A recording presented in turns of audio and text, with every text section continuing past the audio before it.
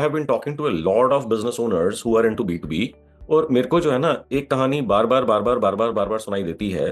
वो स्टोरी ये है कि मार्केटिंग के अंदर जो है B2B वाले जो लाला जी हैं, लाला जी मतलब आप सब लोग, उनको बहुत ज्यादा आइडिया रहता नहीं है कि स्ट्रैटेजी क्या बनानी चाहिए या मार्केटिंग किस तरीके से करनी चाहिए। मोस्ट ऑफन वो एग्जीबिशंस में पार्टिसिपेट करते हैं। मोस्ट ऑफन वो अपने आप को बताते हैं कि हम लोग तो, हमारा तो B2B बिजनेस है, तो हमारा डिजिटल मार्केटिंग का कोई काम नहीं है। या फिर वो कुछ ऐसी एक्टिविटीज में इन्वॉल्व होते हैं, इवेंट्स को स्पॉन्सर कर देते हैं, या हो सकता है कभी कुछ भी नहीं करते।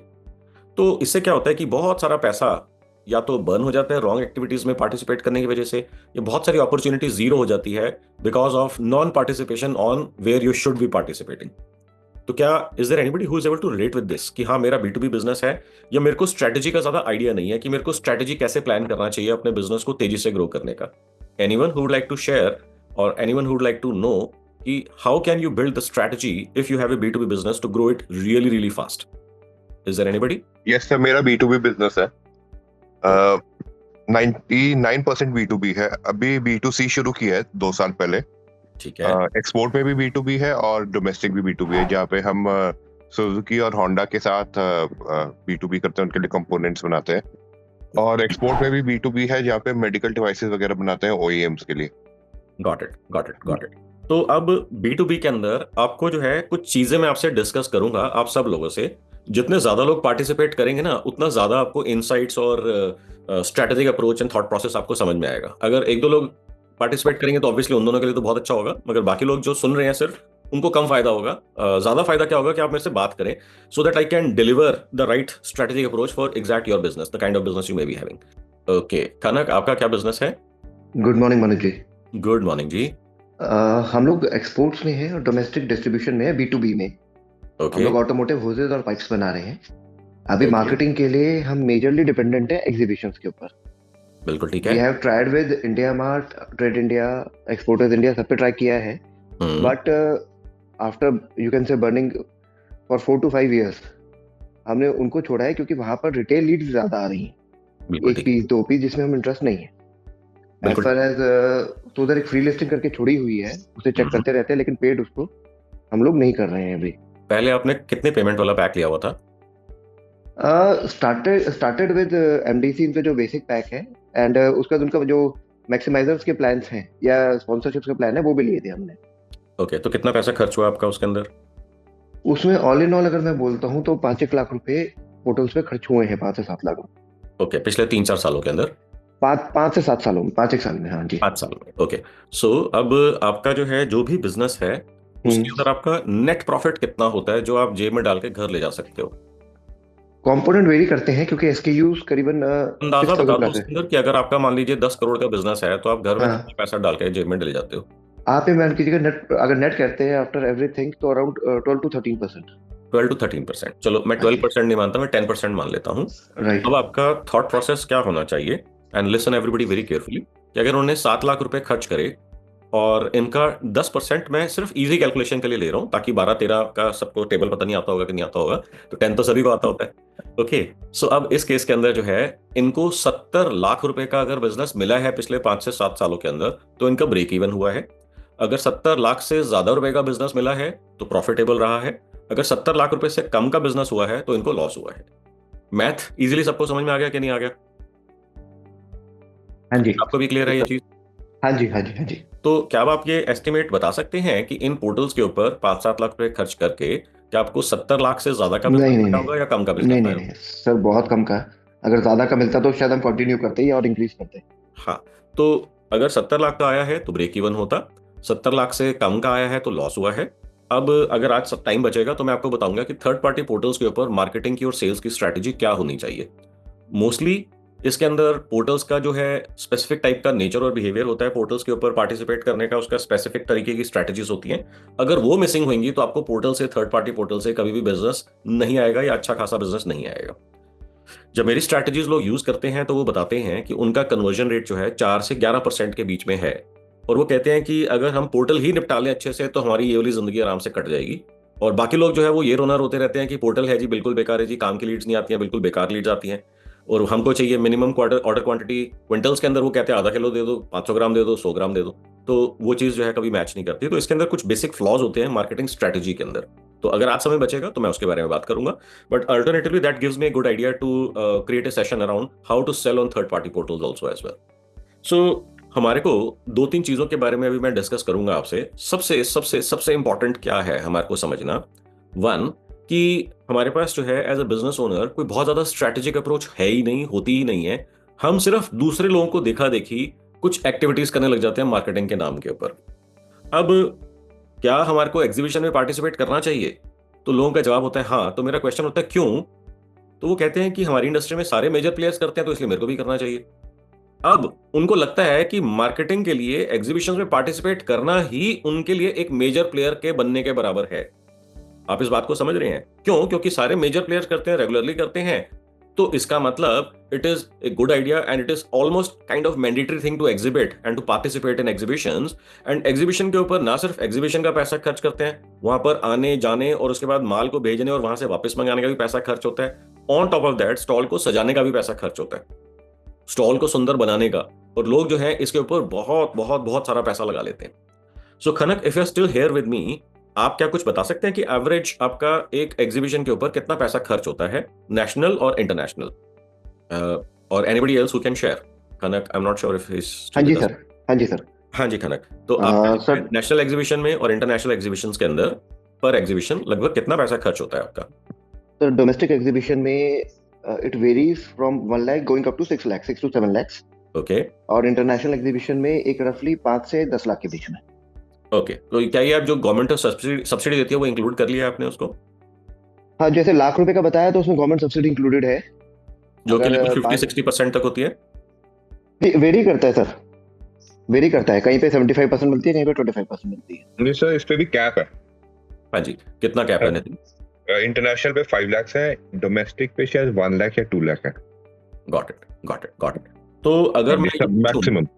Got it, understood, understood. तो अगर मैं आपसे पूछूं कनक से and anybody and everybody else who has been participating into various exhibitions, कि आप लोग एग्जीबिशंस में कब से पार्टिसिपेट कर रहे हैं, वन, और आपने एग्जीबिशंस के ऊपर लगभग कितना पैसा स्पेंड करा होगा, टू? सर हम तो लास्ट मोर देन 25 ईयर से एग्जिबिट कर रहे हैं। ओके, तो लगभग कितना पैसा खर्च हुआ होगा एग्जीबिशंस में आपके? सर इंटरनेशनल में ज्यादा करते हैं, डोमेस्टिक में तो पिछले 2 साल से करना शुरू किया है। इंटरनेशनल में लास्ट ईयर जो हमने किया था अराउंड 25 खर्च हो जाता है, जिसमें से 5 सब्सिडी है। मतलब आपकी जेब से 20 लाख गया? हाँ जी, 20 लाख जाता है, और एवरी ऑल्टरनेट ईयर हम जाते हैं। ठीक है, तो इसका मतलब अगर 20 साल से आप बिजनेस के अंदर हैं तो 10 साल आपने इंटरनेशनल एग्जीबिशंस करी होंगी, तो हाँ आप जी। 20 लाख का खर्चा हुआ है। मगर अगर सर साल पहले 20 साल का नहीं होता होगा तो हम मान लेते हैं कि लेट्स से 10 का या 12 का हाँ जी, 10 का तो होता ही था। हाँ, तो इसका मतलब 10 एग्जीबिशंस में 10 से 12 लाख रुपए खर्च करें तो आपका लगभग 1-1.25 करोड़ रुपए के आसपास का स्पेंडिंग हुआ हाँ होगा। जी। बिल्कुल ठीक है। And anybody else would like to share his और her experience? Okay, Abhinav is sharing 20 years के अंदर लगभग 10 से 11 करोड़ रुपए का हमारा एक्सपेंडिचर हुआ होगा। ऑलराइट, सो अगर हमारे को कैलकुलेट करना हो, जैसे अभी हमने थर्ड पार्टी पोर्टल्स के लिए कैलकुलेट करा, तो अब आपको क्या करना है कि आपका नेट प्रॉफिट कितना होता है जो आप जेब में डाल के घर ले आते हो, सारे खर्चे, ओवरहेड्स, एक्सपेंसेस काटने के बाद। तो उस परसेंटेज के हिसाब से आपको कैलकुलेट करना है कि अगर आपका मान लीजिए 1.5 करोड़ का 2 करोड़ रुपए का खर्चा हुआ तो आपको कितना बिजनेस आना चाहिए था। फॉर एग्जाम्पल, अगर नितिन कहते हैं कि मेरा 10% का नेट प्रॉफिट है, तो इसका मतलब नितिन को 20 करोड़ के आसपास से लेकर 30 करोड़ के आसपास तक का उनको बिजनेस आ जाना चाहिए था to be able to break even. क्योंकि उन्होंने बोला 10 से 15 लाख रुपए खर्च होते हैं, तो मैंने 1 से 1.5 करोड़ लगाया 10 ईयर्स के अंदर, because he said he participates alternate years. तो मैंने उसको 20 की जगह 10 साल कर दिया, तो उसका आ गया मेरा 1 से 1.5 करोड़ रुपए खर्च हुआ है। सॉरी, क्या कह रहे हैं नितिन? नहीं सर, कुछ नहीं। ओके, तो इसका मतलब अगर हमारा 1 से 1.5 करोड़ रुपया खर्च हुआ है, तो अगर हम 10% के हिसाब से बात करते हैं, तो इसका मतलब आपके पास 10 से 15 करोड़ रुपए का बिजनेस आ चुका होना चाहिए था to be able to break even. इसी तरीके से खनक ने जैसे बताया, खनक आपने कितने नंबर शेयर करे? आपकी चैट आई थी और एकदम से तेजी से निकल गई। 14 साल में लगभग 1 से 2 करोड़ रुपया आपने खर्च करा है। तो फिर से हमारा वही कैलकुलेशन हमारे को निकालना पड़ेगा। अगर हमारे को 10% का नेट प्रॉफिट है, हालांकि मैन्युफैक्चरिंग के अंदर 7 से 11% के बीच में वेरी करता है मोस्टली कंपनीज का प्रॉफिट, तो इस केस के अंदर जो है अगर हम इसमें 10% जस्ट फॉर इजी कैलकुलेशन लगाते हैं तो इसका मतलब लगभग 10 से 15 करोड़ का आपको बिजनेस जनरेट हो चुका होना चाहिए। तो अब क्या आप लोग बता सकते हैं कि आप में से कितने लोगों के लिए एग्जीबिशन जो है ब्रेक इवन या प्रॉफिटेबल लेवल के ऊपर रही है, जिन्होंने एग्जीबिशन में पार्टिसिपेट करा है, based on the calculation I shared with you? Anybody who would like to share? हाँ जी सर, प्रॉफिटेबल रही है क्योंकि हमारा B2B बिजनेस है। तो अगर लाइफ टाइम वैल्यू देखे कस्टमर की, तो रिपीटेड ऑर्डर्स है हमारे, रिपीटेड कस्टमर, वही कस्टमर्स हैं। सो नितिन, अगर आपका मैथ आपके कंपनी का ये बताता है आपके अकाउंट्स के हिसाब से कि प्रॉफिटेबल है, तो should you not be participating into more exhibitions rather than alternative years? You should be doing every year and may be multiple exhibitions every single year to scale it up really really fast. Yes sir, अब हम वही करने लगे। अभी हम एक exhibition पे focus कर रहे थे, एक ही जोग्राफिकल एरिया में, यूरोप में। अब हम इसको करने लगे 3 जोग्राफिकल एरिया पे। एक जैसे अभी हम सिर्फ यूरोप में कर रहे थे, बिल्कुल ठीक है। अब हमने डिसाइड किया है कि 1 साल यूरोप में किया, 1 साल दुबई में किया और 1 साल अमेरिका में किया। 1 साल में 2 करेंगे और उसमें ऑल्टरनेट करते रहेंगे। नहीं, मगर ऑल्टरनेट क्यों करना चाहेंगे? हम तो सारे सालों में सारी एग्जीबिशंस करना चाहेंगे अगर प्रॉफिटेबल है, या फिर जिस ज्योग्राफी में प्रॉफिटेबल है उस ज्योग्राफी में रेगुलरली करते रहेंगे। पर कुछ ना एग्जीबिशन बाइनियल होती हैं, जो होती है ऑलरेडी ऑल्टरनेट ईयर है। अच्छा, अगर ऐसा है तो फिर तो इसका मतलब सारी एग्जीबिशंस में पार्टिसिपेट करो ना जो हमारे लिए यूजफुल है। Yes sir. It is not by choice, then it is by default, की होता ही ऐसा है जी इसके अंदर। तो हाँ जी, हाँ जी। तो चॉइस में की बात नहीं कर रहा, मैं कह रहा हूं कि जितनी भी एग्जीबिशंस हो रही हैं जो आपके लिए प्रॉफिट प्रोड्यूस कर रही हैं, you must participate in every single one of them. Simple फंडा है। इसी तरीके से अगर आपके लिए पोर्टल वाला बिजनेस जो है प्रॉफिटेबल है, तो you must participate into more portals and may be spend more money to get more leads and more business opportunity from the same portal that is working for you. हमारे को क्या समझना है इसके अंदर कि स्ट्रैटेजी कैसे बनाए, स्ट्रैटेजी B2B के लिए बिजनेस को ग्रो करने की कैसे बनाने का क्या तरीका होएगा। तो अब इसके अंदर सबसे आसान तरीका क्या है? अब गलती क्या हुई कि स्ट्रैटेजी है ही नहीं। जैसे मैंने 2-3 लोगों से बात करी, 1% नितिन सेट की हाँ बहुत प्रॉफिटेबल है, मगर जैसे somebody else told me कि मेरा जो है इतना लाख रुपया हमारे थर्ड पार्टी पोर्टल्स के ऊपर खर्च हुआ है, मगर हमारे को बिजनेस नहीं आया उतना। या फिर nobody has given me this response कि आप एग्जीबिशन में जितना पैसा खर्च करते हैं उसका प्रॉफिट कितना आता है। मोस्टली लोग मेरे को बोलते हैं, 70, 80, 90% लोग मेरे को बोलते हैं कि एग्जीबिशंस के अंदर खर्च करा गया पैसा does not give ROI positively. Mostly जब मैं उन लोगों से बात करता हूं कि अगर आपको दिख रहा है कि यहां पे प्रॉफिट नहीं आ रहा तो आप क्यों पार्टिसिपेट करते हैं, तो उनके 2 या 3 रेस्पॉन्सेस होते हैं। 1, क्योंकि सारे प्रोमिनेंट प्लेयर्स करते हैं, अगर हम नहीं करेंगे, अचानक से हम बंद कर देंगे, इतने सालों से कर रहे हैं, तो लोगों को लगेगा इनका काम धंधा ठीक नहीं चल रहा। बड़ा अजीब सा लॉजिक है। दूसरा, वो कहते हैं कि इतने सालों में हमने ब्रांड इतना डेवलप करा है, हम पार्टिसिपेट कर करके हमने इतनी ब्रांडिंग को हमने हायर लेवल के ऊपर लेकर के आए हैं, अचानक से अगर हम बंद कर देंगे तो it is going to damage our brand identity, brand equity, whatever. मेरे को ये बात भी समझ में नहीं आती। भैया अगर धंधा नहीं आ रहा तो अगर आपने फर्स्ट टाइम लाइफ में किसी एग्जीबिशन में पार्टिसिपेट करा है तो मैं समझ सकता हूं कि ठीक है, पहली बार ही करा है, देखते हैं क्या रिस्पॉन्स आता है। आपने 1 बार 2 बार 3 बार कर लिया और आपको दिख रहा है कि ये प्रॉफिटेबल नहीं हो रहा, तो फिर उस केस के अंदर आप कंटिन्यूअसली इतने सालों तक क्यों करते चले जा रहे हो? अच्छा, जब मैं ये बोलता हूं लोगों को, तो लोगों को ना लगता है कि मनोज बजाज जो है ना वो एग्जीबिशंस के अगेंस्ट है। अरे बाबा, मैं अगेंस्ट नहीं हूं। मैं सिर्फ जिस तरीके से आप लोग पैसा लुटा करके आ जाते हो, 3 दिन के अंदर लाखों या करोड़ों रुपए देकर के आ जाते हो, मैं उस चीज के अगेंस्ट हूं। अब मैं 3-4 क्वेश्चंस पूछता हूं। पहला क्वेश्चन ये होता है कि जितनी भी आज तक आपने एग्जीबिशंस में पार्टिसिपेट करा है, धंधा कितना आया? मोस्टली लोगों को इसका आइडिया नहीं होता कि एग्जैक्टली धंधा कितना आया। दूसरा, मैं उनसे पूछता हूं कि एग्जीबिशन कितने दिन के लिए होती है, तो टिपिकली लोग बोलते हैं 3 से 4 दिन की होती है। अब जैसे somebody shared कि इंटरनेशनल एग्जीबिशंस जो हैं 3 से 4 दिन की, उन्होंने बोला 15 लाख 20 लाख रुपए लग जाना कोई बड़ी बात नहीं है। और मैं ऐसे लोगों को भी जानता हूं, मेरी बात है हुई है, जो कहते हैं कि एक एग्जीबिशन, इंटरनेशनल एग्जीबिशन के अंदर उनका 50 लाख 60 लाख 70 75 80 लाख रुपए तक लग जाता है सिंगल एग्जीबिशन में पार्टिसिपेट करने का। ओके, अब इस केस के अंदर फिर से मेरा ये क्वेश्चन आ रहा है कि जो आप 60 70 80 लाख रुपए लगा रहे हो या 15 20 50 लाख रुपए लगा रहे हो, मात्र पूरे साल के अंदर 3 से 4 दिन की मार्केटिंग के ऊपर लगा रहे हो, और वो भी आपको प्रॉफिट नहीं देकर के जा रही है, लॉसेस ही देकर के जा रही है। In that scenario how do you justify? अब यहां पर लोगों का कोई जवाब नहीं होता।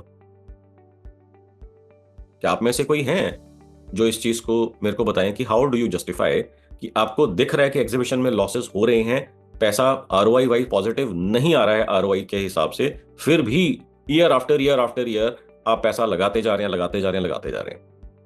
तो मेरे को मोस्टली साइलेंस मिलती है।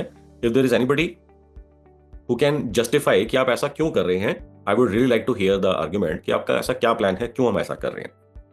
अब सर हम लोग ना एग्जीबिशंस करते थे एंड आपकी बात बिल्कुल ठीक है, हम लॉस को जस्टिफाई करने की कोशिश करते थे, but the reason was we had no other source of leads और बिजनेस, तो वो ट्रेडिशनल वे में ही चलता चला जा रहा था। Exactly, the keyword here is which is most often discuss with me is traditional way, कि सर सारे ही ऐसे करते हैं, आज तक हमने देखा ही यही है, हमारी पूरी इंडस्ट्री के अंदर होता ही यही है, जितने लोगों को हम जानते हैं सारे ही करते हैं। तो यही चीज 2 3 4 हमारे को पॉइंट्स बार बार सुनने को मिलते हैं, because I do not know what else can be done in order to generate leads and grow your business successfully and at an accelerated pace. हाँ जी हिमांशु बताइए। Good morning. Good morning ji. Sir जैसे हम लोग एग्जिबिट करते हैं तो हम लोग उस इंडस्ट्री में करते हैं जो हमारे कस्टमर्स की एग्जीबिशन लग रही है। Rather like being a printer, I don't exhibit in printing की जो एग्जीबिशन है या पेपर की एग्जीबिशन है, जैसे हमारे पब्लिशर्स किया है तो हम वहाँ करते हैं, क्योंकि मेरा सारा टारगेट कस्टमर एक ही जगह पे बैठा हुआ है। बिल्कुल ठीक है। तो अब अगर आपके लिए प्रॉफिटेबल है तो हमारे को इसको स्केल करना चाहिए। जैसे नितिन ने बोला कि it is generating profits to us regularly, तो मैंने उनको बोला यार फिर एक एग्जीबिशन क्यों कर रहे हो, सारी करनी है फिर तो। जी जी जी, सिंपल हो गया ना लॉजिक इसका तो जी। और मैं यहाँ पर किसी भी मार्केटिंग स्ट्रेटजी के अगेंस्ट बिल्कुल नहीं हूं। मैं ये कह रहा हूं कि अगर कोई स्ट्रेटजी लॉस दे रही है तो उसको बंद कर दो, अगर कोई स्ट्रेटजी प्रॉफिट दे रही है तो उसको स्केल कर दो, whether it is exhibition, whether it is anything else. तो sir what we did, I am sorry sir what we did, हमने लाइक 2022 में एग्जिबिट किया, फर्स्ट टाइम वी एग्जिबिट, ठीक है। उसमें क्या हुआ, जैसे हमने दिल्ली बुक फेयर लगता है यहाँ प्रगति मैदान में, हमने वहां पे एग्जिबिट किया, so whole market knows us and we know, like हमारा काफी जो कस्टमर का जो एक बकेट था वो काफी बड़ा हो गया, and since then we are visiting. हम उसके बाद एग्जिबिट नहीं कर रहे, जस्ट बिकॉज एक बार प्रेजेंस हुई, एक बार हमने सबसे मीटिंग कर ली, अब सब जानते हैं तो उसके बाद एग्जिबिट करने की जरूरत नहीं पड़ रही है। अब हम एज अ विजिटर जाते हैं वहाँ, मीटिंग सारी प्लान कर लेते हैं, मेरी टीम, हम मीटिंग करते हैं और आ जाते हैं, तो हमारे को उसके बाद स्पेंडिंग करने की जरूरत नहीं पड़ रही है। बिल्कुल बिल्कुल ठीक है, इकोनॉमिकल भी होगी। हाँ हाँ बिल्कुल ठीक है, बिल्कुल सही जा रहे हो आप इसके अंदर। और इसके अंदर बहुत सारी स्ट्रैटेजिक अप्रोचेस हो सकती हैं। हमने कुछ ऐसी स्ट्रैटेजीज भी डिस्कस करी हैं जहां पर आपको जाने की भी जरूरत नहीं है, तब भी आप उन्हीं एग्जीबिशन से बहुत सारा ढेर सारा business leads and business sales opportunities आप जनरेट कर सकते हो। जिसके अंदर हम लोग लिंक्डइन यूज करते हैं, व्हाट्सएप यूज करते हैं, ईमेल यूज करते हैं, उसके अंदर हम लोग वीडियो मार्केटिंग का स्ट्रैटेजी यूज करते हैं, बहुत ही अमेजिंग स्ट्रैटेजीज है। इनफैक्ट फेसबुक भी हम लोग यूज करते हैं उसके अंदर, मैंने फेसबुक शायद, हाँ फेसबुक एंड इंस्टाग्राम हम लोग यूज करते हैं कि वहां पर एग्जीबिशंस के अंदर बिना जाए आप वहां से लीड्स कैसे जनरेट कर सकते हैं और बिजनेस कैसे जनरेट कर सकते हैं, आपको जाने की भी आवश्यकता नहीं पड़ेगी। अब ये तो होगी एग्जीबिशन की स्ट्रैटेजी। तो अब आपको जो है ना सोचना कैसे है, एग्जीबिशंस के अंदर हमारे को करना ही क्यों है, तो आपको इसके अंदर कुछ क्वेश्चंस का जवाब देना होगा। क्वेश्चन नंबर 1 कि आपका बायर है कौन। लोगों को ये आइडिया ही नहीं होता कि मेरा बायर कौन है। इसका क्या मतलब है, बायर कौन है का मतलब, वो कौन सी इंडस्ट्री के अंदर है, किस तरीके की कंपनी के अंदर है, उनका डेजिग्नेशन क्या है। तो आपको जो है ना ये 3 चीजें समझनी है, कौन सी इंडस्ट्री के अंदर है, कौन सी टाइप की कंपनी, यानी कंपनी का साइज क्या होगा या कंपनी क्या चीज करती होगी या बनाती होगी, और तीसरा उनका डेजिग्नेशन क्या होगा। अगर आपको बायर को आइडेंटिफाई करना है तो आपको ये 3 क्वेश्चंस को, जो कि सब क्वेश्चंस हैं, आपको जानने जरूरी है।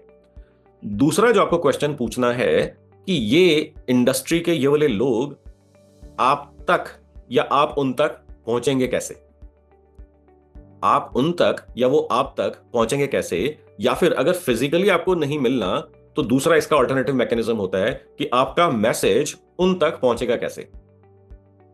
क्या ये बात सबको समझ में आई कि आपका मैसेज उन तक पहुंचेगा कैसे?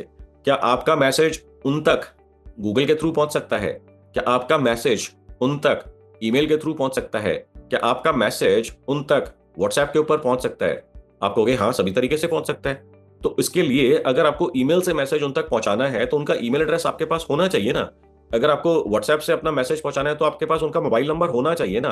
तो अगर आपके पास उनका वो कॉन्टैक्ट डिटेल्स वाला पार्ट है, ईमेल एड्रेस का या मोबाइल नंबर का, या गूगल के थ्रू अगर हमारे को करना है तो गूगल के अंदर आपको कीवर्ड्स बेस्ड साइंस होगी, तो वो अगर आपके पास तरीका है तो वो आपका बेस्ट तरीका होगा, क्योंकि आप इमीडिएटली उनसे कॉन्वर्सेशन स्टार्ट कर सकते हैं। कॉन्वर्सेशन स्टार्ट करने का क्या मतलब है? कॉन्वर्सेशन स्टार्ट करने का मतलब है कि आप उनसे व्हाट्सएप भेज करके, ईमेल भेज करके अपनी कंपनी के बारे में, अपने प्रोडक्ट्स के बारे में, अपनी सर्विसेज के बारे में बता करके उनको ये बोल सकते हैं कि चलो बात करते हैं। अब इसको बोलते हैं सेल्स पिच, इसको बोलते हैं। अब इसका बेस्ट तरीका क्या होगा सेल्स पिच को यूज करने का? Would be through videos. तो अगर आप एक 1.5-2 मिनट का वीडियो बना करके उनको आप भेज देते हैं with your company introduction and sales pitch, तो टिपिकली 12 से 27% का आपको रिस्पॉन्स रेट मिल सकता है, और लोएस्ट साइड के ऊपर जो है आपको 3 से 5% का रिस्पॉन्स रेट मिल सकता है। यानी कि अगर आपने 100 लोगों को भेजा तो 3 से लेकर 5, depending on industry to industry, और किसी किसी केस में 12, 15, 18, 20% तक, 25%, 27% तक आपको रिस्पॉन्स मिल सकता है। ओके, अब ये वो लोग हैं जो आपका इंट्रोडक्शन मैसेज देख करके आपसे बात करने में इंटरेस्टेड हो गए हैं। ओके, बात करने में इंटरेस्टेड हो गए हैं। अब यहां पर मीटिंग मिलना या इनके साथ एक कॉल करना, डिपेंडिंग ऑन मीटिंग, मतलब अगर आप और वो सेम ज्योग्राफी के अंदर हैं। कॉल का मतलब क्या हो गया कि आपने कॉल जो उनको करनी है वो जूम के ऊपर हो सकती है या व्हाट्सएप के ऊपर हो सकती है, आपको कॉल का या जूम मीटिंग का स्लॉट मिल गया। अब यहां पर आपकी फर्दर सेल्स पिच को आपको शार्पन करना है और उनसे बात करनी है, उनको क्वालिफाई करना है। क्वालिफाई करने का क्या मतलब है कि कहीं ऐसा तो नहीं है कि हम लोग चाहते हैं हमारे को क्विंटल्स के अंदर ऑर्डर आए और बात करके लग रहा है कि ये तो 100 ग्राम, 500 ग्राम, आधा किलो लेने वाला, 1 किलो लेने वाला क्लाइंट है, तो आपका वो क्लाइंट डिस्क्वालीफाई या लीड जो डिस्क्वालीफाई हो जाएगी। तो क्या ये प्रोसेस आपको समझ में आया? Step number 1 is to identify कि मेरे को बात करनी किससे है, वो कौन सी इंडस्ट्रीज हैं, वो कौन सी कंपनीज हैं, वो उनके डेजिग्नेशंस क्या हैं जिनसे मेरे को बात करनी है। एक बार आपको ये पता लग जाता है तो फिर क्या ऐसी कोई एग्जीबिशंस होती है जहां पर ये लोग मिलते हैं, क्या कोई ऐसे इवेंट्स होते हैं जहां पर ये लोग मिलते हैं? जो हिमांशु का पॉइंट था कि ये लोग सारे के सारे एक साथ इकट्ठे कहां पर होते हैं, ये सभी के सभी लोग एक साथ जहां पर इकट्ठे होते हैं, वो कोई इवेंट हो सकता है इंडस्ट्री का, वो कोई एग्जीबिशन हो सकती है, वो कोई और तरीका हो सकता है। फॉर एग्जाम्पल एसोसिएशन हो सकती है जहां पर ये लोग इकट्ठे एक साथ एक एसोसिएशन के डायरेक्टरी के अंदर एक साथ इकट्ठे होंगे। इसका क्या मतलब है? फॉर एग्जाम्पल लेट अस से हिमांशु की ही बात अगर हम आगे करते हैं तो ये प्रिंटिंग इंडस्ट्री के अंदर हैं और ये पब्लिशर्स के लिए बहुत अमेजिंग सर्विसेज प्रोवाइड करते हैं जिनसे उनकी बहुत सारी costing and overheads cut down करे जा सकते हैं। अब पब्लिशर्स की क्या कोई एसोसिएशन है? हाँ जी है। उस एसोसिएशन, पब्लिशर एसोसिएशन के अंदर, पब्लिशर्स एसोसिएशन के अंदर कितने लोग हैं? पूरे इंडिया से जहां तक मेरी नॉलेज है लगभग 1.25 से 1.5 लाख पब्लिशर्स हैं जो उस एसोसिएशन के मेंबर्स हैं पूरे इंडिया से। Easily sir, easily. ओके, अब वो डायरेक्टरी कहां पर है? वो डायरेक्टरी हमारे पास होनी चाहिए ना। तो आपको क्या करना है, सिंपली जा करके वो एसोसिएशन की डायरेक्टरी परचेज कर लेनी है। अब जब आप वो एसोसिएशन की डायरेक्टरी परचेज कर लेंगे तो एकदम से आपके पास उसमें से डिपेंडिंग ऑन कि आप किस तरीके के पब्लिशर्स या किस तरीके की ज्योग्राफी के अंदर आप टारगेटिंग करना चाहते हैं वो लिस्ट मिल जाएगी। हो सकता है आप सभी को टारगेट करना चाहें तो एकदम से 1 लाख, 1.25 लाख पब्लिशर्स का डेटा आ गया। अब यहां पर हो सकता है हिमांशु कहे कि नहीं, मेरे को सारे पब्लिशर्स काम के नहीं है, जिनका वॉल्यूम एक सर्टेन लेवल से ऊपर का है वो मेरे लिए ज्यादा काम के होंगे। अगर छोटा पब्लिशर होगा, उसका ज्यादा वॉल्यूम नहीं होगा तो उसकी सेविंग भी उतनी नहीं होगी, तो उसको जो है मैथ समझ में नहीं आएगा मेरा ज्यादा, क्योंकि जो सेविंग है वो इतने ज्यादा प्रोमिनेंट या इतने ज्यादा लेवल के ऊपर नहीं हो पाएगी उसकी।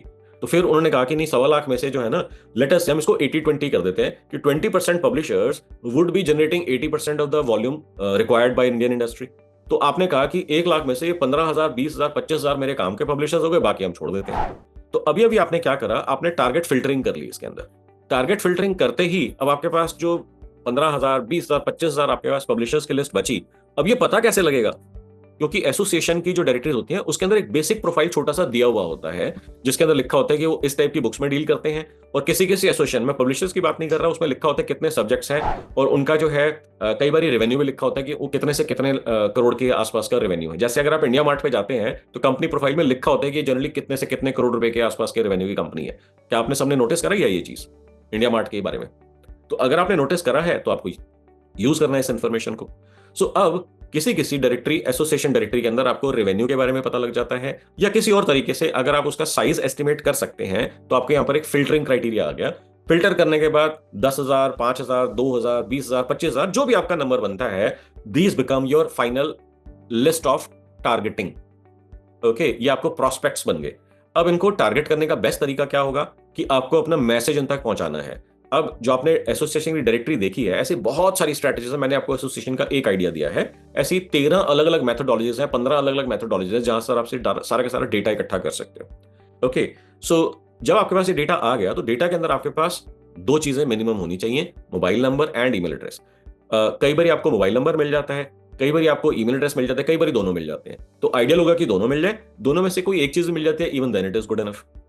अब अगर आपके पास ईमेल्स आ गए तो आपके पास कितनी अपॉर्चुनिटीज खुल गई उनसे बात स्टार्ट करने की। एक आपकी ईमेल मार्केटिंग वाली अपॉर्चुनिटी खुल गई और दूसरी फेसबुक वाली अपॉर्चुनिटी खुल गई, इंस्टाग्राम वाली अपॉर्चुनिटी खुल गई, जो मैंने अपने पिछले बहुत सारे सेशंस के अंदर उसके बारे में बात करी है, जिस साइंस को हम बोलते हैं 2K1W। अब अगर आपके पास मोबाइल नंबर आ गया तो मोबाइल नंबर से आपके पास कितनी अपॉर्चुनिटीज खुल गई। अब आप उनको कॉल कर सकते हैं, SMS कर सकते हैं, व्हाट्सएप कर सकते हैं, और फाइनली आप इसके ऊपर फेसबुक या इंस्टाग्राम के ऊपर उनको मार्केट कर सकते हैं। तो अगर आपके पास दोनों आ गए तो आप देखो वहां पे 4 मोबाइल की और 2 ईमेल एड्रेस की 6 अपॉर्चुनिटीज आपके पास खुल गई उनसे बातचीत स्टार्ट करने। Isn't this amazing? जहां पर हमारे पास 0 अपॉर्चुनिटी थी, हमारे को कोई आइडिया नहीं था, अचानक से डेटा आते ही हमारे पास 6 अलग अलग अपॉर्चुनिटीज वहां पर खुल गई। 2 हमारी मोबाइल नंबर बेस्ड और 4 हमारी ईमेल एड्रेस बेस्ड। ओके, अब इसके बाद आपके पास और क्या क्या तरीके हैं उन तक अपना मैसेज पहुंचाने के। लिंक्डइन है, आप उस इंडस्ट्री को, उस टाइप की कंपनी को शॉर्टलिस्ट करके ढूंढ के उनके डेजिग्नेशंस भी पता लगा सकते हो। उस डेजिग्नेशन के ऊपर कौन पर्सन बैठा है, कई बार आप उनका नाम और उनका मोबाइल नंबर भी निकाल सकते हो, ईमेल एड्रेस भी निकाल सकते हो लिंक्डइन से। तो जिन लोगों ने मेरी पेड वर्कशॉप्स करी है उनको आइडिया है हम क्या बात कर रहे हैं, यहाँ पर क्या बात कर रहा हूं मैं। अब what is the easiest way to generate a meeting from these people. हो सकता है आपको CFO से बात करनी हो सकता है आपको CXO से, वाइस प्रेसिडेंट से बात करनी हो सकता है हेड ऑफ परचेज से आपको बात करनी हो। Now what is the easiest way to generate a meeting from these people? Any ideas, any guesses, any thought processes? Meeting मिलती कैसे है और क्यों मिलती है? Do you have any idea about these questions? Sir meeting के challenges हो रहे हैं। जब हमारे यहाँ से पिच जाती है, फर्स्ट पिच जा रही है, तो हमारे को मीटिंग कन्वर्जन, जो वो वाला कन्वर्जन नहीं हो पा रहा, वो सबसे बड़ा चैलेंज आ रहा है। लाइक डेटा वी हैव अभी। तो मीटिंग लेने से पहले सबसे पहले तो आपको उनको वैलिडेट करना है कि is this A qualified lead. आपने मीटिंग कर ली, सारा पिच कर दिया, उसके बाद उसने बोला कोटेशन भेज दो, फिर आपने सारा नेगोशिएशन करने के टाइम के ऊपर वो कहता है मेरे पास तो बजट ही नहीं है या मेरी तो इतनी रिक्वायरमेंट ही नहीं है, तो सारी मेहनत आपकी जीरो हो गई। तो सबसे पहले मीटिंग से पहले आपको उनको वेरीफाई करना है कि क्या ये लीड क्वालिफाइड है।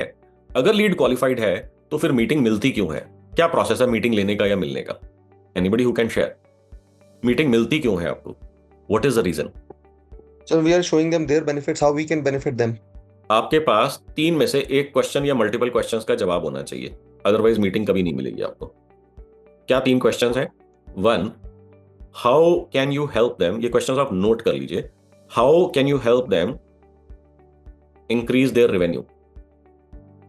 Second, how can you help them decrease their cost? And third, how can you help them increase their market share? अब आपके पास इन 3 में से किसी एक का या मल्टीपल का या तीनों का जवाब नहीं है, एक का भी जवाब नहीं है, तो मीटिंग 1 मिलनी नहीं है। अगर मिल गई तो फिर वो सेकंड क्वेश्चन का जवाब ऑटोमेटिकली ढूंढेगा कि मैं XYZ वेंडर से माल खरीद रहा हूं, तेरे से क्यों खरीदूं, क्या भाव लगाएगा, इतने का तो मेरे को ऑलरेडी मिल रहा है। तो वो आपको प्राइस के ऊपर निचोड़ने की कोशिश करेगा, निचोड़ देगा। और क्या करेगा स्मार्ट लोग, क्या करेंगे कि आप जब उनसे लोअर कोटेशन भेजोगे, वही कोटेशन दिखा करके वो अपने एग्जिस्टिंग वेंडर के पास जाके उसका प्राइस और तोड़वा लेगा, मगर आपको धंधा नहीं देगा। क्या आप में से कभी एक्सपीरियंस करिए ये चीज किसी ने? हाँ जी करिए। ओके, एक ही पर्सन ने करी है? B2B में बहुत होता है ये। बिल्कुल ठीक है, तो एक ही पर्सन ने करी है। मेरी ऑब्जर्वेशन इसका मतलब बहुत ज्यादा फिट नहीं बैठ रही यहाँ पर लोगों के साथ में। मीनू कह रहे हैं कि मैंने भी एक्सपीरियंस करा है। मीनू, हम भी करते हैं सर, हम खुद करते हैं, सारे करते हैं, अपने वेंडर को दिखाते हैं, देखिए कॉस्ट सारे करते हैं। जब हम खरीद रहे होते हैं हम करते हैं, मगर हमारे को बहुत मिर्ची लग जाती है बॉडी के एक स्पेसिफिक पार्ट में जब लोग हमारे साथ कर देते हैं ये। तो आपको यही तो समझना है कि धंधे का तरीका यही होता है। जब हम लोगों के साथ करते हैं तो हमारे को बड़ी खुशी होती है, यार मैंने समझदारी करके, स्मार्टनेस दिखा करके मैंने अपनी कॉस्ट ऑफ मैन्युफैक्चरिंग या कॉस्ट ऑफ डूइंग बिजनेस कम कर लिया। बट आप ये भी तो समझो कि सामने वाला भी तो वही करने की कोशिश कर रहा है, फिर आपको नाराजगी क्यों होती है इस चीज के ऊपर? इसका मतलब आपके पास कोई स्ट्रेटेजिक अप्रोच है ही नहीं। तो अब आपको यहां पर क्या समझना है कि ये जो मैंने आपको 3 फैक्टर्स बताए हैं, अगर आपके पास तीनों में से किसी का क्वेश्चन का जवाब नहीं है तो धंधा आपको बढ़ाना और स्केल करना मुश्किल हो जाएगा। इम्पॉसिबल नहीं होगा, मुश्किल हो जाएगा, और बहुत ज्यादा मुश्किल हो जाएगा। और मोस्टली आपको इंडस्ट्री का नींबू बना दिया जाएगा। हर बात के ऊपर वो आपको प्राइस तोड़ने की ही पूरी जान लगा देंगे। क्यों? क्योंकि आपके पास तीनों में से एक भी क्वेश्चन का जवाब नहीं है। वो ऑटोमेटिकली जब भी ढूंढेंगे, वो ढूंढेंगे कि प्राइस क्या लगाओगे, और आपको हर सिंगल बार, एवरी सिंगल टाइम आपको प्राइस के ऊपर निचोड़ा जाएगा। Is this relatable? Can some of you businesses and business owners, are you able to relate with this? अगर आप प्राइस कम नहीं करेंगे तो आपका बिजनेस तेजी से ग्रो नहीं करेगा, प्राइस कम करेंगे तो प्रॉफिट मर जाएगा। अरे कोई है मेरे साथ, कोई मेरे को 2 लोगों के अलावा और कोई नहीं बोल रहा, मेरे को बात समझ में आ रही है, मैंने फेस करा है, रिलेट कर पा रहा हूँ, नहीं कर पा रहा हूँ, कुछ तो बोलो। Yes sir, you right. Yes sir, yes sir. Good morning sir, good morning. मैं तो हर बार यही बोलता हूँ सर, मैं थक गया बोलते बोलते। नहीं, मैं देख रहा हूँ कि लोग जो है ना बता नहीं रहे, या तो उनको लग रहा है कि यार मेरे साथ ऐसा होता है और तो कोई बोल नहीं रहा, तो मैं बोल दूंगा तो सबके सामने एम्बैरेसिंग हो जाएगा कि इसको तो धंधा करना नहीं आता। मेरे को लग रहा है कोई भी इसलिए नहीं बोल रहा है कि कोई नहीं बोल रहा है। कोई नहीं बोल रहा, सबके साथ यही होता है, होता सबके साथ यही है। तो ये यूनिवर्सल इशू है B2B में। हाँ बिल्कुल, मेरे को मालूम वर्ल्ड है, ओवर हजारों लोगों के साथ मैंने बात करी है, हजारों बिजनेस ओनर सर लाला जी के साथ मैंने बात करी है, और बार बार एक ही इशू आता है कि they do not know how to sell, they have no marketing and sales strategy in place. तुक्के से पुराने जन्मों की खा रहे हैं सारे के सारे, कोई अदरवाइज एफर्ट हो नहीं रहा इस जन्म के अंदर। तो अब सबसे पहले तो आपके पास जो है ये कॉन्टेक्स्ट होना चाहिए कि आप जो है इन तीनों में से किसी एक का या मल्टीपल क्वेश्चंस का आपका क्या जवाब है। फिर उसके बाद आपके पास ये बात कहने की और समझाने की अथॉरिटी या औकात होनी चाहिए। अब अथॉरिटी कैसे बनती है? आप ऐसे ही किसी भी चलते फिरते पर्सन से सुन के अपनी बिजनेस स्ट्रेटजी बना या चेंज थोड़ी कर लोगे। कैसा होगा, क्या आप मेरे को बताएं, निखिल अरोड़ा जैसे मेरे को वीडियो में दिख रहे हैं, अमित अग्रवाल मेरे को दिख रहे हैं, राजेश मेरे को वीडियो के अंदर दिख रहे हैं। राजेश आप मेरे को बताएं, अमित आप बताएं, निखिल आप बताएं कि आपके पास दिन के अंदर आधा दर्जन 1 दर्जन ईमेल्स आती होंगी, आपकी ऐसे लोगों से रेगुलरली बातचीत होती होगी जिसको आप जानते ही नहीं है, जिसका कोई आपको आइडिया नहीं है कि कौन बंदा है, क्या बंदा है, या यूट्यूब के ऊपर आपने वीडियो देख लिया, कहीं ऐसा कुछ XYZ देख लिया, तो किसी की बात सुन के आप अपना बिजनेस मॉडल अगले दिन से चेंज करने के लिए तैयार हो जाएंगे? अपनी पूरी स्ट्रेटजी, पूरी मार्केटिंग, पूरी सेल्स, पूरे ऑपरेशंस एक झटके में चेंज करने के लिए तैयार हो जाएंगे क्या? नहीं सर, बिल्कुल भी नहीं। हाउ डू यू डिसाइड कि सामने वाला जो बात कर रहा है उसकी बात मानूं या ना मानूं?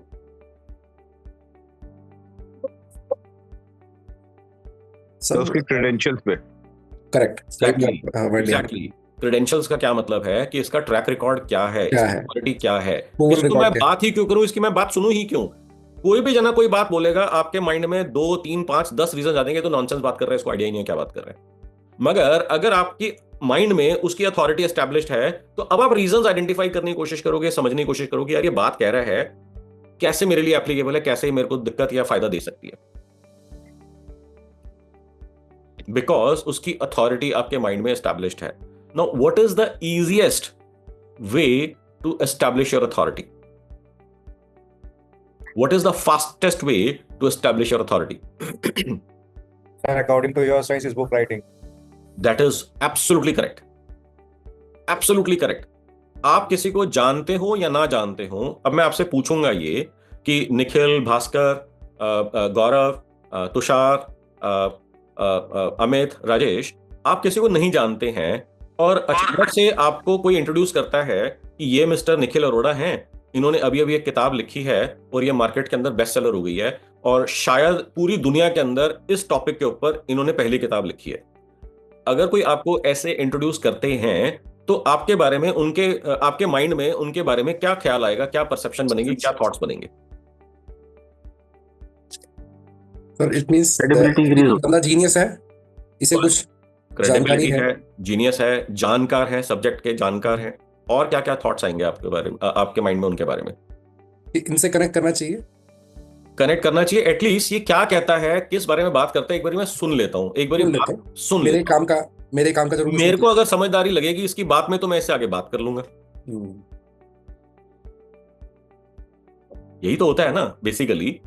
अब यही चीज जो है, अगर मैं अमित के बारे में निखिल को बताता हूँ, या राजेश जी के बारे में निखिल जी को बताता हूँ, या निखिल जी के बारे में राजेश जी को बताता हूँ, तो एग्जैक्टली सेम रहेगा या किसी और के माइंड में आएगा व्हाट नॉनसेंस? ऐसा थोड़ी ना होता है।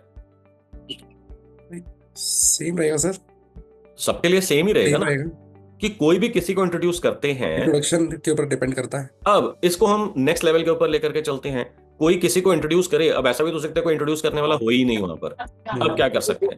तो अगर आप कभी किसी बिजनेस मीटिंग के अंदर जाते हैं तो वहां पर हम लोग हेलो हाय के बाद एक बारी कार्ड एक्सचेंज करते हैं, जैसे BNI के अंदर आप जाते हो, कार्ड एक्सचेंज करा है कभी आपने BNI के अंदर? सर मैंने सुना है, कभी गया नहीं। चलो अच्छा या बुरा है इसके ऊपर किसी और दिन बात करेंगे, मगर that is a regular practice where you share cards. Okay, instead of sharing your card, if you share this book that you have authored with this person who you think is a potential buyer for me, is a potential lead for me, क्या impact आएगा इस पहली जिंदगी की पहली conversation के अंदर उस किताब को देने का? सर बहुत बड़ा इन्फ्लुएंस होगा सामने वाले बंदे पे। और हमेशा याद भी रखेगा बंदे को, जिंदगी भर आपको याद रखेगा। अब इसको एक लेवल और ऊपर उठा के चलें। मैंने अभी आपसे थोड़ी देर पहले पूछा था कि आपको कौन सी इंडस्ट्री को टारगेट करना है, किस टाइप की कंपनी को टारगेट करना है, उसमें डेजिग्नेशन या पर्सन कौन है। लेट अस से आपने ये दोनों तीनों चीजें आइडेंटिफाई कर ली। अब आपने क्या करा, अब इस स्ट्रेटेजिक अप्रोच को समझो कि जो आपने किताब लिखी है एक पर्सनली साइंड कॉपी हर उस पर्सन की टेबल के ऊपर आपने पहुंचा दी जिससे आप बात करना चाहते हो। क्या ये पॉसिबल है? लेट अस से आपने कहा कि हाँ ऐसे 2000 लोग हैं इंडस्ट्री के अंदर, 300 लोग हैं इंडस्ट्री के अंदर, 5000 लोग हैं इंडस्ट्री के अंदर, 20,000 लोग हैं इस इंडस्ट्री के अंदर। तो मैं ये नहीं कह रहा कि पहले दिन डे 1 के ऊपर 20,000 किताबें छाप के वहां पर डाल दो, मगर 200 किताबें, 100 किताबें, 300 किताबें छाप करके 300 लोगों तक पहुंचाना कितना इजी या डिफिकल्ट टास्क होगा? एक किताब कितने की छपेगी? अगर मैं आपसे बोलता हूं नॉर्मली एक किताब जो है अगर आपकी लेट से 200 पेज की किताब है, कितने की छपेगी? Any ideas? 50 से 100 रुपए, लगभग 100 रुपए के आसपास। ठीक है। अगर 200-300 आपको प्रिंट करानी है, हद से हद अगर आप बहुत ही ज्यादा हाई एंड के ऊपर जाते हो, फुल कलर के ऊपर जाते हो तो 150-200 रुपए। राइट। हिमांशु यहाँ पर है, हिमांशु वैलिडेट कर सकते हैं। शायद वो कहेगा नहीं मैं नहीं वैलिडेट कर सकता, मैं 10,000 से कम में बात नहीं करता। मेरे को नहीं मालूम 200-300 का क्या भाव होता है। हिमांशु अगर तुम मेरे से बात कर रहे हो तो अनम्यूट करके बात करनी पड़ेगी। हाँ सॉरी, मैं कह रहा हूँ अभिनव की मैंने छापी है सर, बड़ा सर खा खा के छपाई है उसने मेरे से।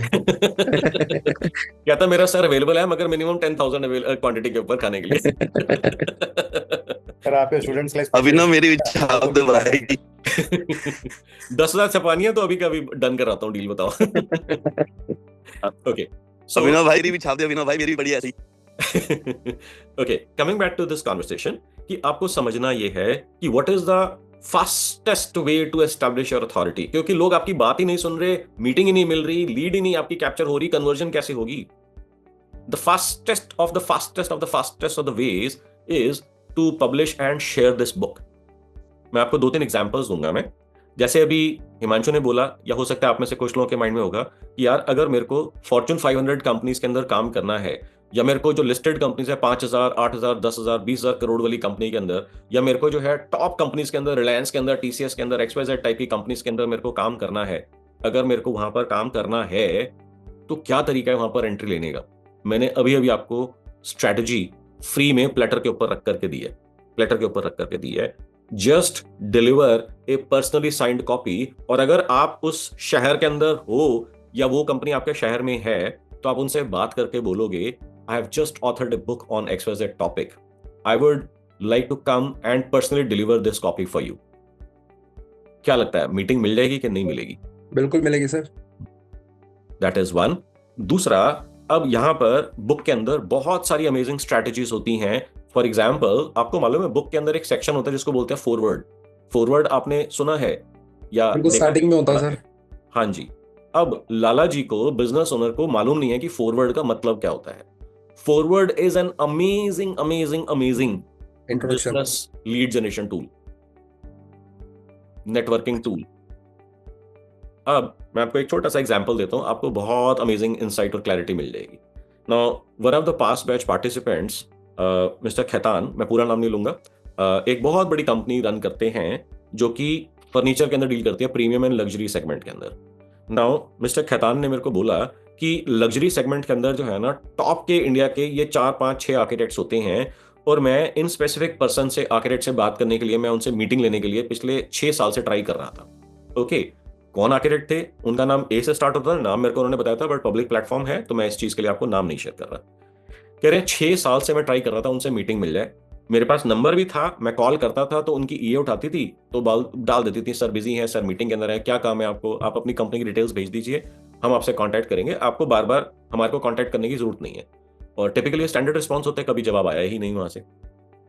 तो जब वो मेरी उन्होंने बुक राइटिंग की साइंस जैसे उन्होंने समझी, तो उसको समझने के बाद उन्होंने ये साइंस अप्लाई करी, ये स्ट्रैटेजी अप्लाई करी फॉरवर्ड राइटिंग की। इन्होंने, अच्छा इससे पहले इन्होंने क्या करा, कहते हैं कि मैंने एक इवेंट को भी स्पॉन्सर करा जिसमें मेरे लाखों रुपए स्पेंड हुए थे जहां पर मैंने अपने आप को लाखों रुपए स्पेंड करके चीफ स्पॉन्सर बनाया था, मैंने चीफ स्पॉन्सर बनने के लिए वो लाखों रुपए खर्च करे थे। अब साथ ही साथ में उनका जो पर्सन थे जिनसे मिलना था, जिनसे मीटिंग जाते थे, वो चीफ गेस्ट थे वहां पर। तो इनके माइंड में ये था कि मैं एग्जीबिशंस करता हूँ, इतना सब कुछ करता हूँ, मैं वहां पे चीफ स्पॉन्सर बन गया और वहां पर वो चीफ गेस्ट हैं, तो हमारा वहां पर इंटरेक्शन हो जाएगा, नेटवर्किंग हो जाएगी और वहां पर मेरे को बिजनेस मिलने की अपॉर्चुनिटी बन जाएगी। बट ये सारे लाखों रुपए का इनको बदले में क्या मिला? बस 15 सेकंड का हैंडशेक, हेलो आए, और उन्होंने बोला कि ये चीफ स्पॉन्सर है, उन्होंने बोला चीफ गेस्ट है, और उसके बाद जाकर बैठ गए। उसके बाद कोई दोबारा बात नहीं हुई, कोई दोबारा कॉन्वर्सेशन नहीं हो पाई, और लाखों रुपए एक झटके में गायब हो गया। अब इन्होंने जो मेरी साइंस समझी, अब साइंस समझने के बाद इन्होंने क्या करा, इन्होंने फिर से उसी नंबर के ऊपर कॉल करा और उन्होंने बोला कि मैं XYZ पर्सन बोल रहा हूं, मैंने XYZ टॉपिक के ऊपर ये किताब लिखी है और मैं चाहता हूं कि मिस्टर ए जो आर्किटेक्ट हैं, जो लग्जरी सेगमेंट के टॉप आर्किटेक्ट हैं, इस किताब का फॉरवर्ड लिख दे मेरे को। अब अचानक से ईए के पास एक ऐसी रिक्वेस्ट आई जो उसने पूरी लाइफ में कभी नहीं सुनी थी। कभी पूरी लाइफ में उसको किसी ने आज तक ऐसा नहीं बोला था कि मैं चाहता हूं कि सर मेरे को फॉरवर्ड लिखवाना है आपसे। कहती है okay, great, thank you for this opportunity, but I have to get back to you, let me speak to mister A and I revert. 15 minute के बाद इनको रिवर्ट आया कि हम जो है परसों मिल सकते हैं। 6 साल versus 15 minute, can you imagine?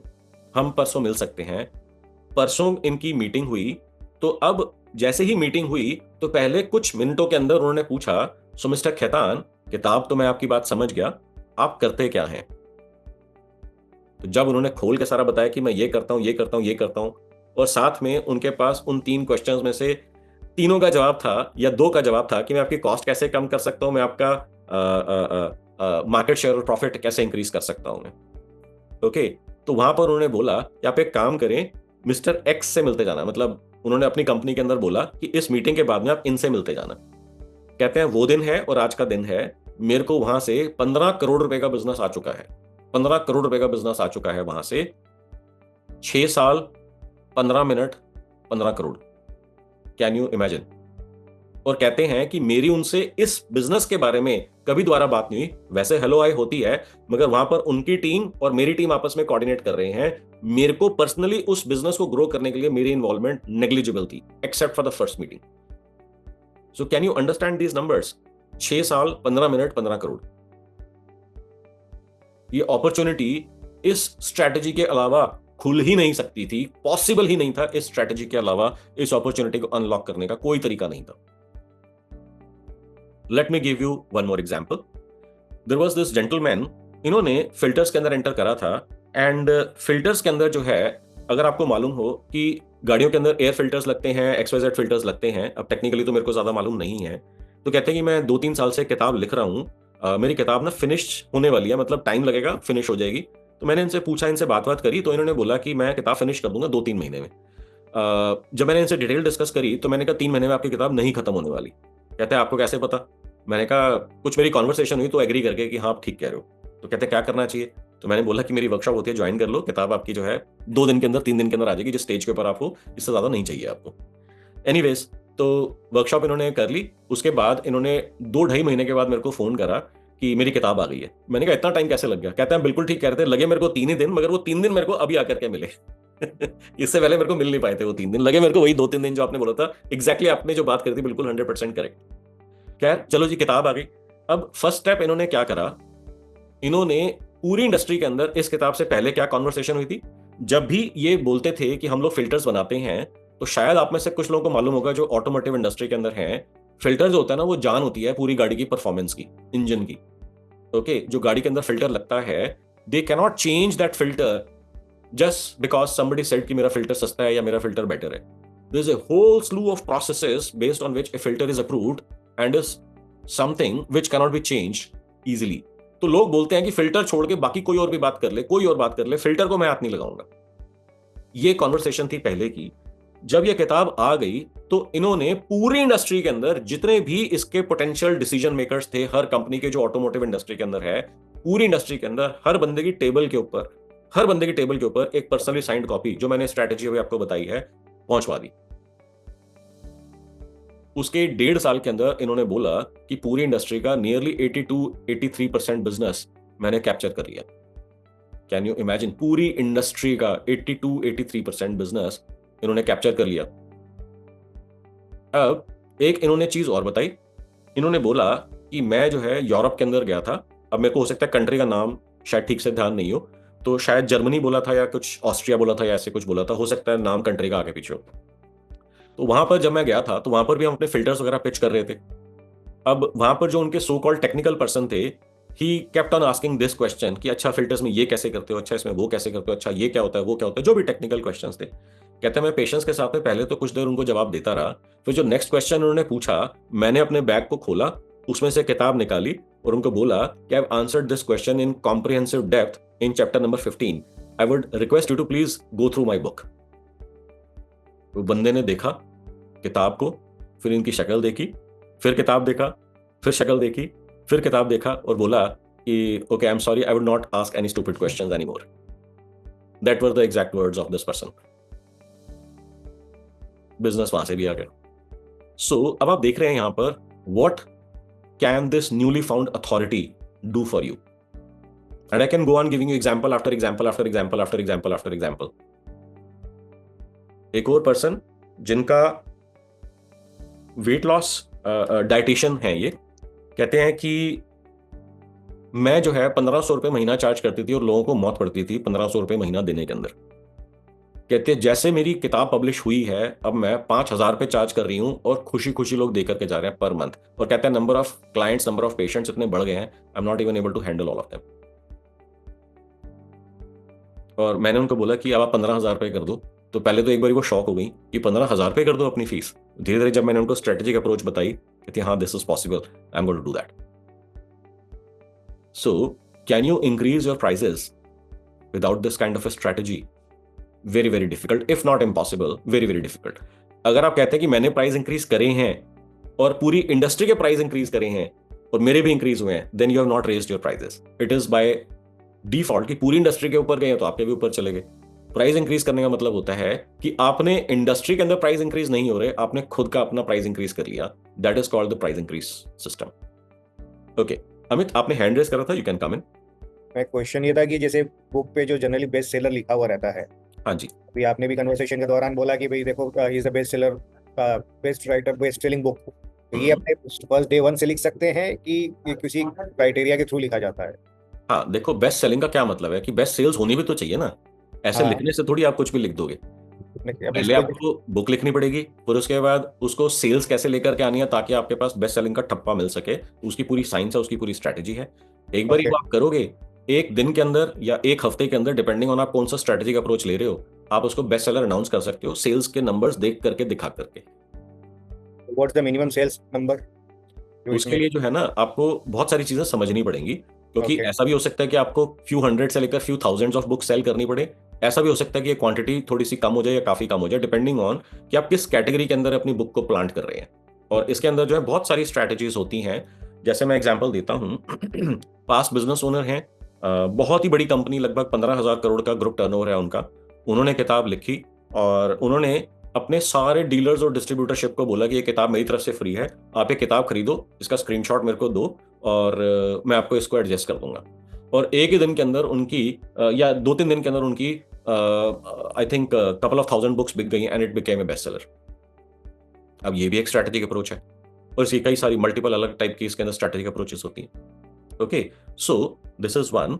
दूसरा, इसके एक और अप्रोच होती है, मतलब नॉट बेस्ट सेलर की, बुक की और आपकी अथॉरिटी एक सेकंड के अंदर नेक्स्ट लेवल के ऊपर ले जाने की। सो कई बारी हम जब बुक लिखने का प्लान कर रहे होते हैं या लिख रहे होते हैं, हम जो है अपना अमेजॉन के ऊपर, फ्लिपकार्ट के ऊपर और अपने इंडिया के अंदर ऐसे 2-3 पोर्टल्स होंगे, अमेजॉन फ्लिपकार्ट टाइप के 2-3 पोर्टल्स और हो सकते होंगे जहां पर बुक्स के बारे में आप देख सकते हो या बाय कर सकते हो।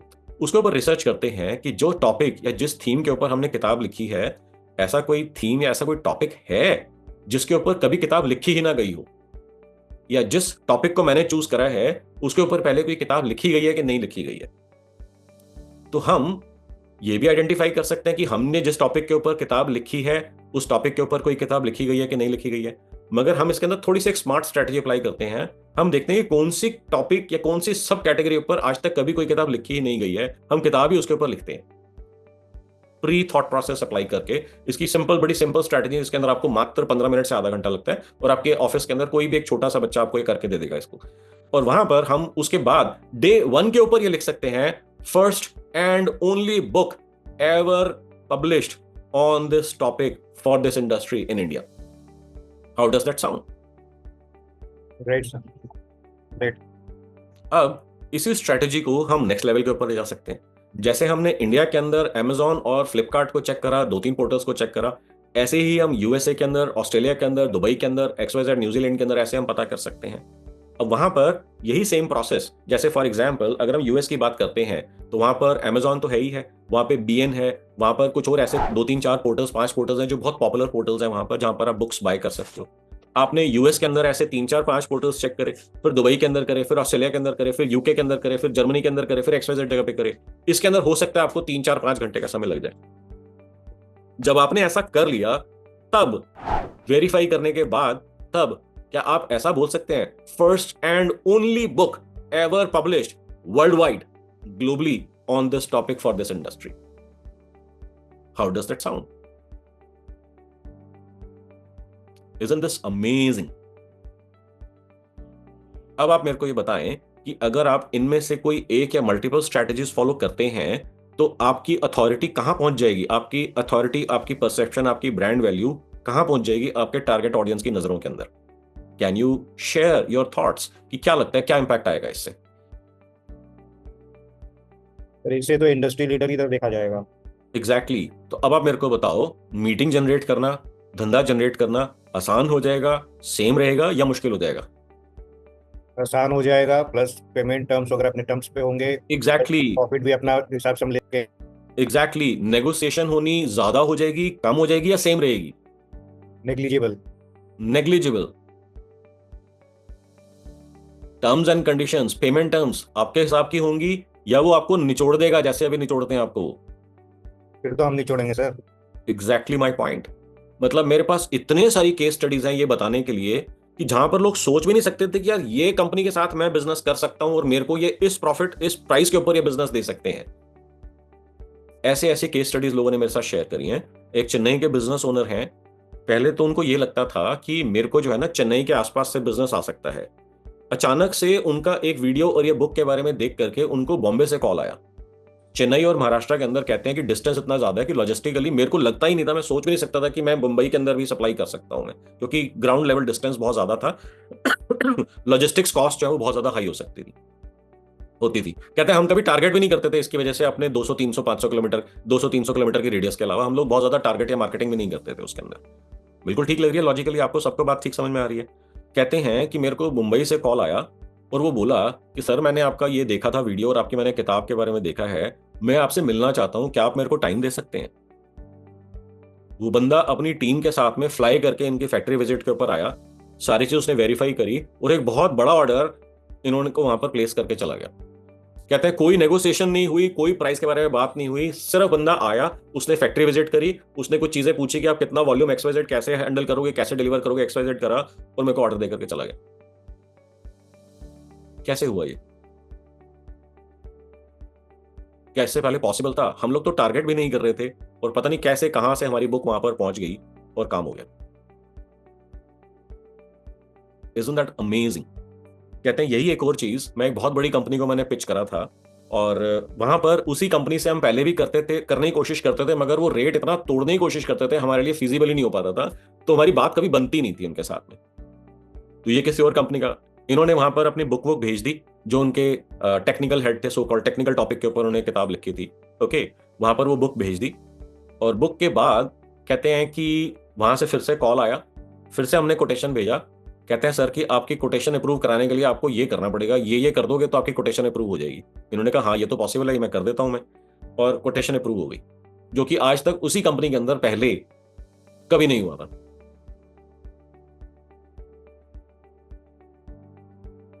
कहते हैं उसी कंपनी के अंदर उसी ऑर्डर से मेरा प्रॉफिट डबल हो गया और मेरे को मालूम था क्योंकि पिछले इंटरेक्शंस के अंदर ये हमेशा मेरे को तोड़ने की कोशिश करते थे। उन्होंने थोड़ा बफर टूटने के बचने के लिए, तोड़ने के बाद बचने के लिए थोड़ा सा बफर ऑलरेडी ऐड करके दिया था। कहते हैं वो बफर भी मेरे को उन्होंने कोई स्क्वीज नहीं करा, एज इट इज मेरे को ऑर्डर दिया, ऑलमोस्ट उसी प्राइस के ऊपर मेरे को ऑर्डर आ गया जो मैंने कोट करा था। क्योंकि नॉर्मली ऐसा होता है ना Amit, and everybody can verify and validate this, कि अगर आपको मालूम है नेगोशिएशन होगी तो आप थोड़ा सा बफर ऐड करके ही देते हो यार, नेगोशिएशन में थोड़ा बहुत कम करने की जरूरत पड़ी, कम कर दूंगा मैं, कम ही नहीं करवाया उसने। तो इतने सारे इसके अमेजिंग अमेजिंग अपॉर्चुनिटीज हैं इसके अंदर, आपको कोई आइडिया नहीं है कैसे आपके पास high value high volume business, highly profitable business आपके पास आने लग जाएगा। नेगोशिएशन कम हो जाएगी, हो सकता है बंद हो जाए, प्राइसिंग के बारे में लोग बात करना बंद कर देंगे, because do you know why this will happen with you? ऐसा क्यों होगा? Any ideas, any thoughts? Sir आपकी अथॉरिटी बिल्ड हो जाती है। अथॉरिटी बिल्ड होने से होता क्या है? सर एक क्या पता इम्पैक्ट, चलेगा? एक इम्पैक्ट ट्रस्टिंग यू, ट्रस्ट हो जाएगा। सबसे इंपॉर्टेंट है, लोगों को लगेगा यार ये बंदा जो है ना बहुत हाईली डिसिप्लिन्ड है, इसके पास बहुत सारी पेशेंस है, इसके पास जो है इंटेलेक्चुअल प्रॉपर्टी है, इंटेलेक्चुअली मेरे से हायर लेवल के ऊपर है, मेरे से ज्यादा जानता है, समझता है धंधे को या सब्जेक्ट को या टेक्निकल लेवल के ऊपर।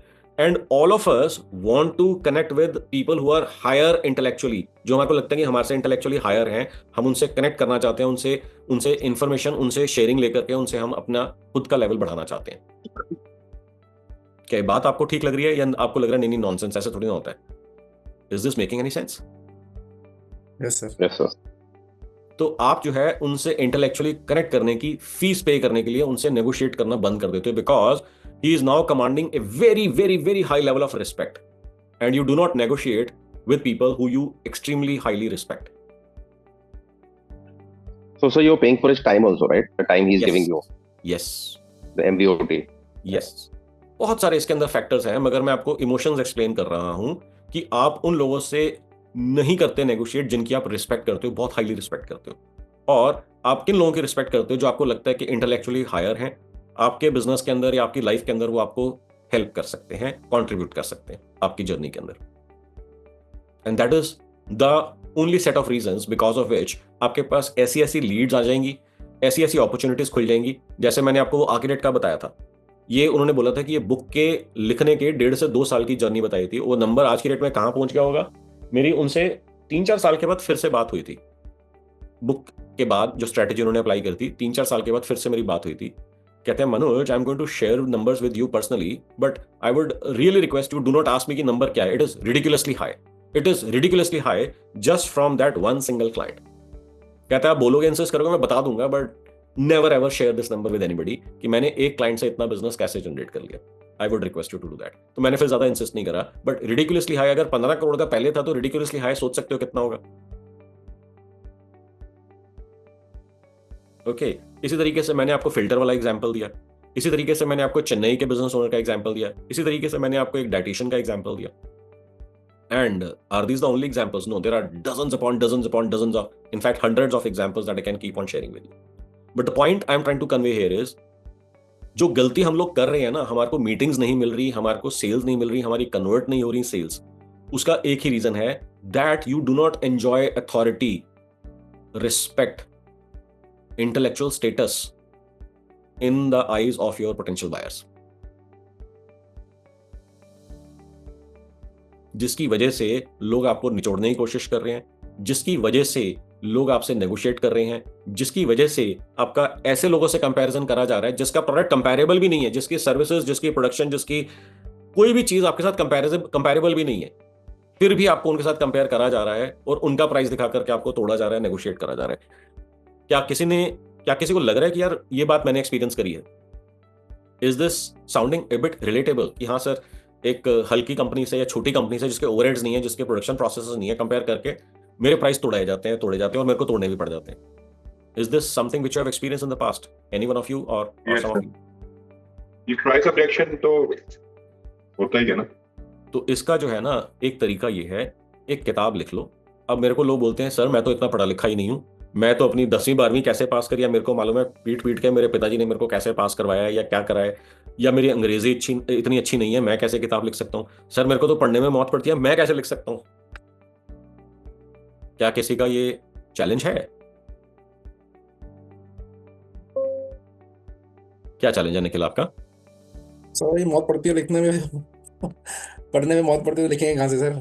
हाँ, तो ऐसा है कि ना, धंधा बढ़ाना है ना तो 3 दिन मेरे को दे दो. अगर आपको खुद से समझ में नहीं आ रहा कि क्या तरीका है, तो फिर मेरे से साइंस समझ लो. 3 दिन के अंदर किताब आ जाएगी आपकी.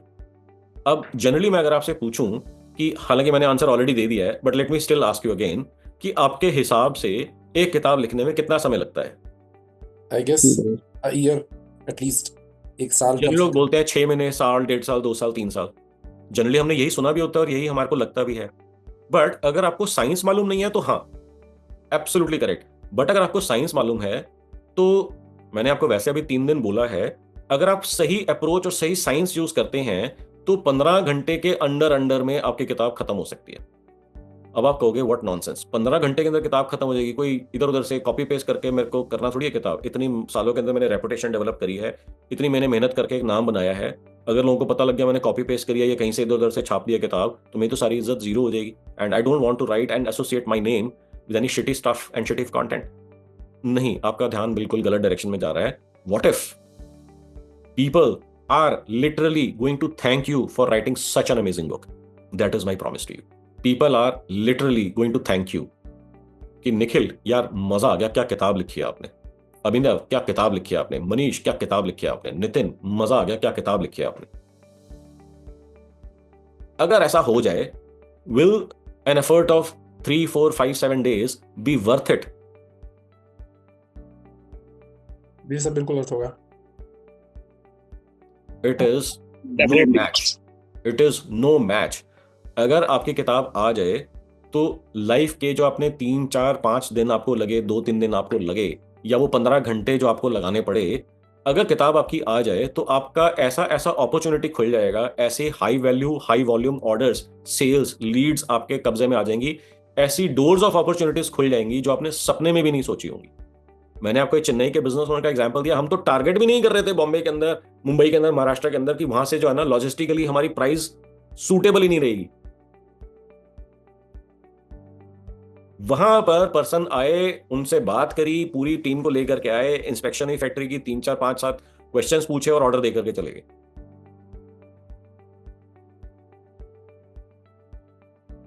आपके साथ अगर ऐसा होने लग जाए तो क्या होगा आपके बिजनेस के अंदर?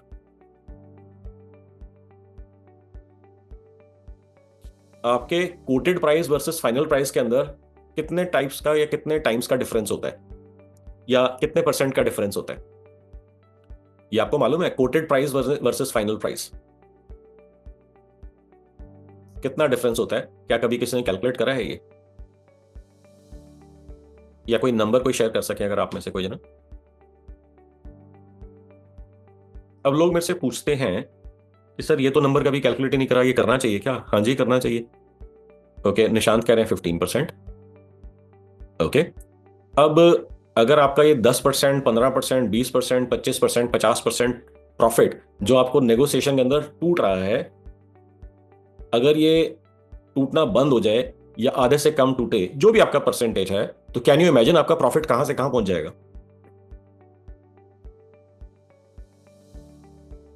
तो अगर मैं आपको ये बोलता हूं कि आपका नेट प्रॉफिट भी मार्च में क्लोजिंग हो रही है, कितना आपने बैक करा है, वो बैक करने का अगर जो भी आपने कोटेशन दिया था, लेटर से आपने प्रॉफिट का आपने उसके अंदर लेट से मार्जिन आपने 20%, 25%, 30%, 5% जो भी ऐड करा था, जितना भी स्क्वीज करा जाता है, अगर वो स्क्वीज करना कम हो जाए या खत्म हो जाए तो आपका प्रॉफिट कहां से कहां पहुंच जाएगा? Can you think of that number कि डिफरेंस ऑफ दैट नंबर कितना होगा वो? And if you are comfortable, can you share it with me? What number will that be in terms of thousands, in terms of lakhs, in terms of crores? क्या number होगा वो? और ये मैं 1 साल की बात कर रहा हूं। मैं पूरी जिंदगी में सिर्फ 1 साल तो नहीं बिजनेस करना। ये नंबर कहां से कहां पहुंच जाएगा ये? Have you ever given it thought in this strategic fashion the way I just told you? Is this making any sense? Are you guys with me? और आपको लग रहा है नॉनसेंस, इसको पता ही नहीं है धंधा कैसे होता है, he is talking absolute nonsense and rubbish. So irrespective of कि आपको अंग्रेजी आती है कि नहीं आती है, पास्ट में एक पर्सन थे, उनका भी यही कंसर्न था कि मेरी इंग्लिश बहुत अच्छी नहीं है। मैंने कहा कोई बात नहीं, आप हिंदी में किताब लिख लो, उसके बाद उसको इंग्लिश में ट्रांसलेट करवा लेंगे, मार्केट में ट्रांसलेटर्स अवेलेबल हैं। उन्होंने किताब लिख दी, तो उन्होंने लिखा कि सोलर से 1 लाख रुपए महीना या उससे ज्यादा कैसे कमाएं, ये उनकी किताब का टाइटल था। पूरे डिस्ट्रीब्यूशन के अंदर उन्होंने किताब वहां पे बांटी एंड मजा ही आ गया। उसको इंग्लिश में ट्रांसलेट करा के उनसे मेरी बात हुई थी, मेरे को मालूम नहीं उन्होंने ट्रांसलेट कराई, क्या स्टेटस है उसका फाइनल, बट ये कहाँ से मिलेगा ट्रांसलेटर? जस्ट डायल से मिल जाएगा। जस्ट डायल से ट्रांसलेटर ढूंढेंगे, 2 दिन के अंदर, 4 दिन के अंदर, हफ्ते के अंदर वो ट्रांसलेट करके दे देगा, किताब आ जाएगी। नाम किसका होगा ऑथर का, आपका या ट्रांसलेटर का? सिंपल है ना, सिंपल है ना, हो जाएगा। अब आप प्राउडली कह सकते हो my book is published in 2 languages.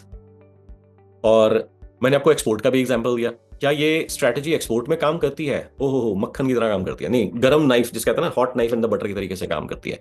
Meetings लेना बच्चों का खेल हो जाता है। पास बैच पार्टिसिपेंट कहते हैं कि मैं किसी एग्जीबिशन के अंदर गया था, तो वहां पर बहुत बड़ा स्टॉल लगा हुआ था किसी बहुत बड़ी कंपनी का।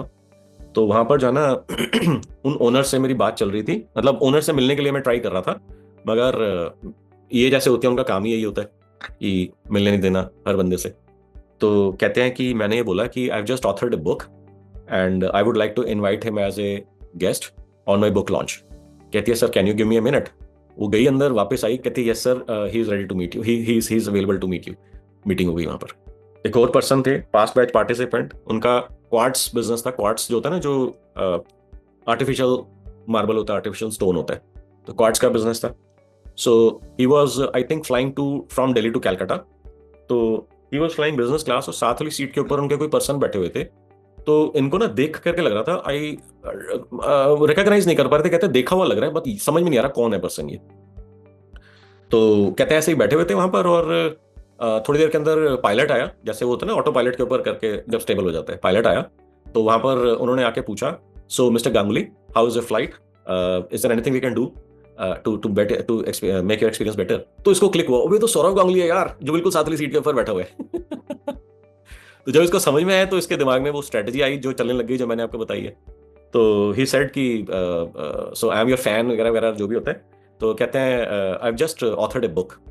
तो उसने बात करी। अच्छा, इससे पहले जो है ना, ये बोल रहा था कि मेरा ये बिजनेस है, मेरा ये बिजनेस है, मेरा ये बिजनेस है। तो उसने बोला कि can I have your number.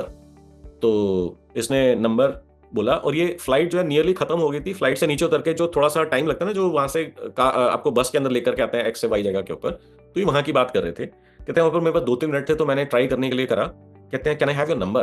तो उसने नंबर दिया, तो इन्होंने स्मार्टली वहां पर नंबर करा और इमीडिएटली उसको डायल कर दिया। और डायल करा तो कहते घंटी तो बजी नहीं।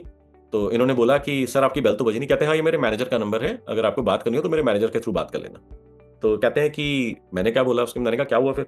कहते हैं मैंने उसको बोला कि I have authored a book and I am planning to launch it next month and I would really really love to have you there as a chief guest to launch my book. तो कहते हैं इसलिए मैं सोच रहा था कि आपसे बात कर लूं। तो इन्होंने बोला ओके ठीक है, ये दूसरा नंबर लिखो। फिर उन्होंने वहां पे नंबर करा, वहां पे दबाया, घंटी बज गई वहां पर। कहते हैं मेरे को उस बंदे का नंबर मिल गया। तो कहते हैं these kinds of amazing things would start happening with you once you have understood the science of how you're going to author this book. And एक बारी अगर आपकी ये किताब आ गई, आपकी पूरी की पूरी गेम, पूरी पूरी बिजनेस अपॉर्चुनिटीज, पूरी पूरी लाइफ आपकी पलट जाएगी। ओके जी, bye bye, see you next Wednesday. Thank you, bye bye.